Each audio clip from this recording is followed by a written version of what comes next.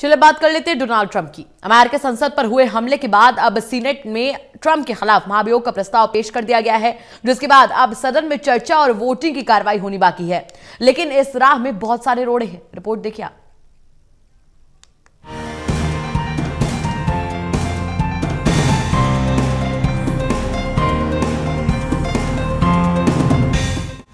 नेता, चाहे वो रिपब्लिकन पार्टी के हों या फिर डेमोक्रेट, दोनों दलों के नेता ट्रंप को समय से पहले ही राष्ट्रपति पद से हटाना चाहते हैं। सभी को पता है कि जब तक ट्रंप बाइडेन को पावर ट्रांसफर नहीं कर देते, तब तक सारे अधिकार ट्रंप के पास हैं। ऐसे में ट्रंप की सनक को देखकर अब वहां के नेताओं में एक डर सा माहौल बन गया है। शायद यही कारण है कि ट्रंप को हटने के लिए 20 जनवरी तक का इंतजार नहीं किया जा सकता। इसी को ध्यान में रखते हुए सोमवार को अमेरिकी संसद में राष्ट्रपति के खिलाफ 2 महाभियोग प्रस्ताव पेश किए गए हैं। ट्रंप के ऊपर हिंसा भड़काने का आरोप है। ट्रंप पर हिंसा को सक्रिय रूप से प्रोत्साहित करने का आरोप है। ट्रंप के खिलाफ न सिर्फ डेमोक्रेटिक पार्टी महाभियोग चलाना चाहती है, बल्कि खुद सीनेट की अध्यक्ष नैन्सी पेलोसी भी इस बात पर अधिक जोर दे रही हैं कि ट्रंप को महाभियोग के जरिए ही हटाया जाए। ट्रंप को महाभियोग के जरिए हटाया जा सकता है। 25वें संशोधन का इस्तेमाल करके भी ट्रंप को हटाया जा सकता है। अगर सदन में महाभियोग प्रस्ताव पास हो जाता है, जिसके पास होने की संभावना सबसे ज्यादा है, तो ट्रंप पहले अमेरिकी राष्ट्रपति होंगे जिनके खिलाफ 2 बार महाभियोग चलाया गया है। गौरतलब है कि निचले सदन यानी कि हाउस ऑफ रिप्रेजेंटेटिव में डेमोक्रेटिक पार्टी को बहुमत हासिल है और पार्टी के सभी सदस्य इसके पक्ष में हैं। अगर वोट हुआ तो राष्ट्रपति को हाउस में महाभियोग करने के लिए बहुमत चाहिए। महाभियोग के लिए वोट कराना अनिवार्य है। पद से हटाने के लिए 2/3 सीनेटरों की सहमति जरूरी होगी। सीनेट में रिपब्लिकन पार्टी को बहुमत हासिल है।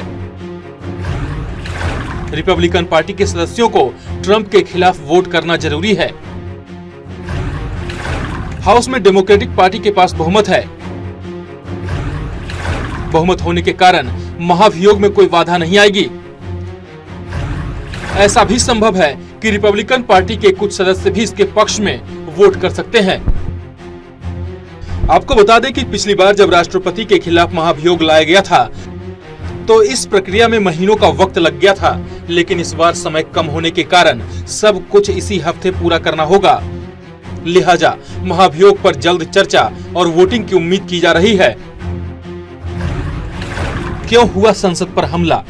ऐसा नहीं है कि संसद पर हमला अचानक हुआ है। पिछले 2 महीने से हिंसा की चिंगारी सुलग रही थी। जब से राष्ट्रपति चुनाव के लिए वोटिंग हुआ, तभी से हिंसा की उम्मीद थी। राष्ट्रपति ट्रंप बार बार चुनाव में धांधली का आरोप लगा रहे थे।